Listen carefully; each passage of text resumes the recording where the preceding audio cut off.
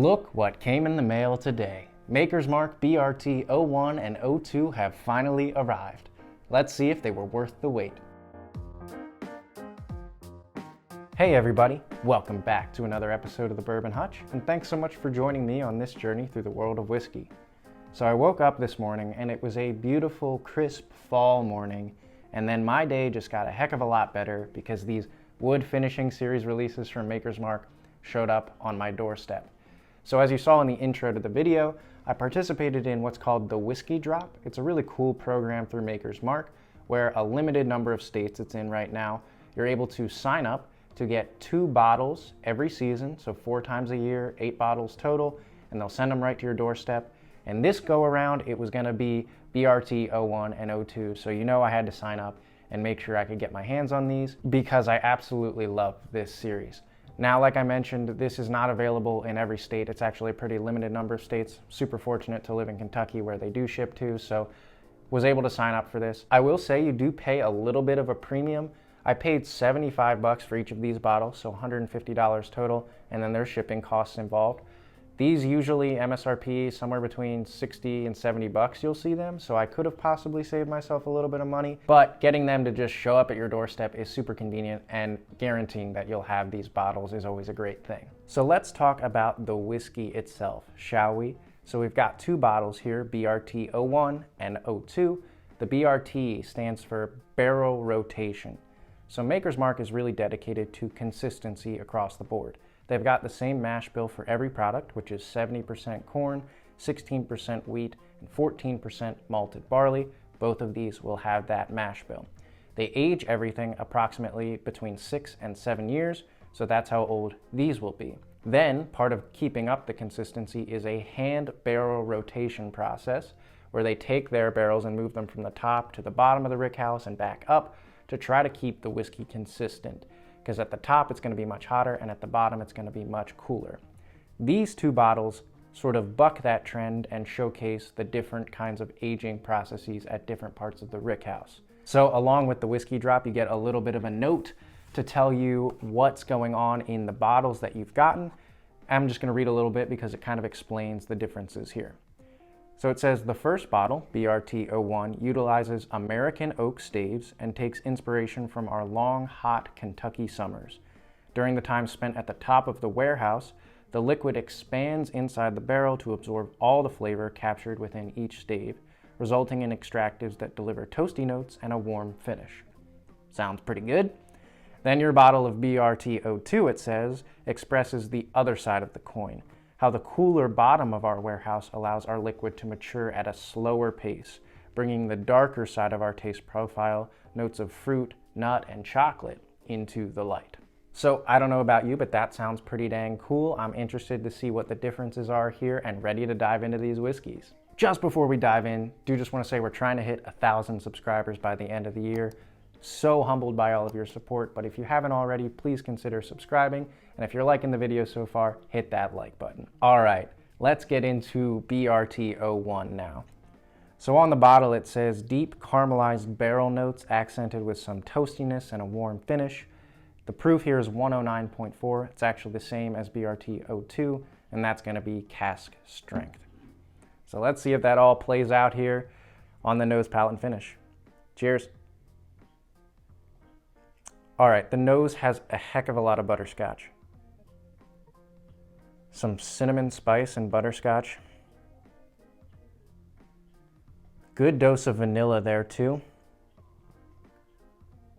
A touch of oak, but I really gotta say that butterscotch caramely note, more like butterscotch, is really prominent. Toasted marshmallow coming through now, wow. So like a butterscotch drizzled toasted marshmallow with some light brown sugar, maybe a little bit of like a red fruit. It smells really good. Okay, let's get into the palate and see if that transfers over. Cheers, everybody.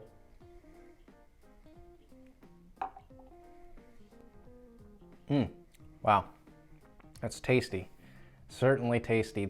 The palate goes a little bit more brown sugar, so just kind of pure brown sugar or a toasted sugar.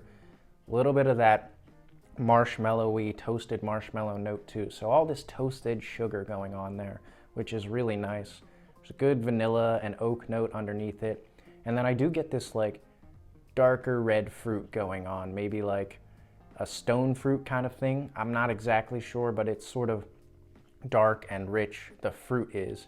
But then you've got this light, bright, toasted sugar, kind of brown sugar wrapping around all of that. A little bit of caramel and less of the butterscotch. The butterscotch is more like a brown sugar on the palate there. Really, really nice though, and very, very tasty. The finish, I'm picking up more of like a simmering cinnamon there, but let's go back in for a second sip now and really pick apart some more flavors, hopefully. Cheers.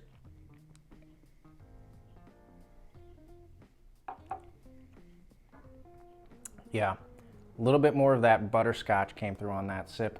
And then I'm getting a graham cracker note too, kind of like s'mores without chocolate really. There's not much chocolate on this one.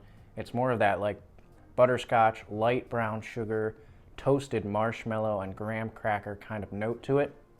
The finish lingers with some of that sweetness, and it's got a little bit of like a simmering heat. Actually, let's go back in for our third sip now and just really pick apart that finish and evaluate that. Cheers.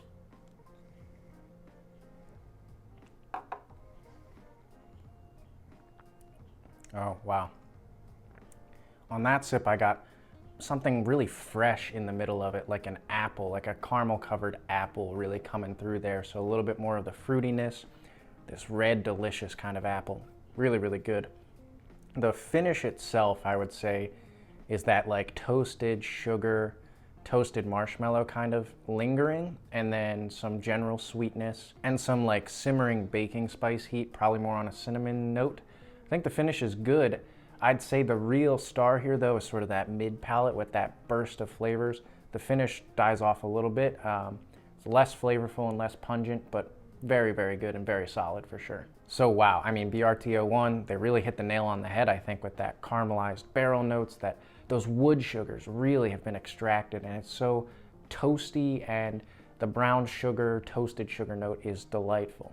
All right, I'm gonna get a quick sip of water here, and then let's move on to BRT-02.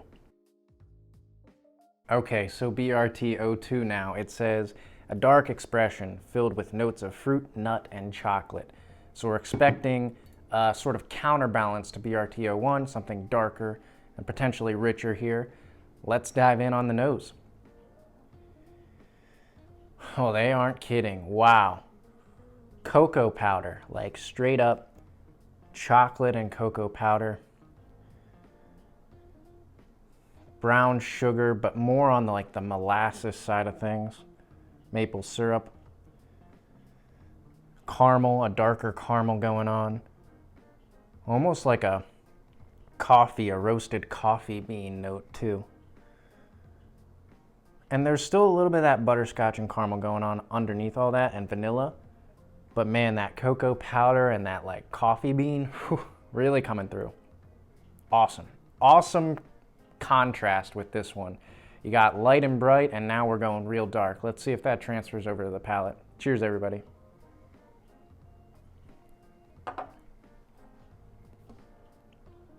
Dang. I mean, Maker's Mark, they know what they're doing. That is chocolate, maple syrup, a darker kind of note to it. Then at the center of it, there's this like raspberry note, like a darker red fruit too. But it's really a richer, darker experience. I would say the mouthfeel on that one's actually probably beating the mouthfeel on BRT-01. 01's more effervescent, and 02 is more just like viscous and sort of coating the entire sides of my mouth. There's a heck of a lot of baking spices in that one.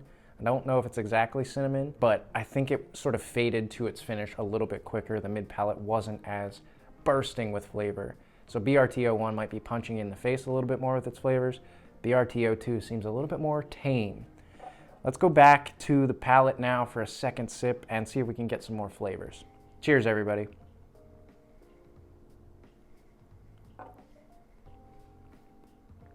Yeah, very similar experience there. Lots of that cocoa and chocolate and maple syrup. Still a little bit of that red fruit, like a raspberry.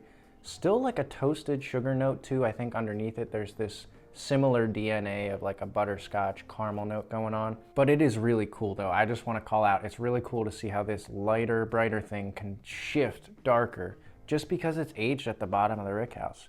Wow. Let's go back in now for the third sip, really pick apart the finish, think about that for a bit. Cheers, everybody.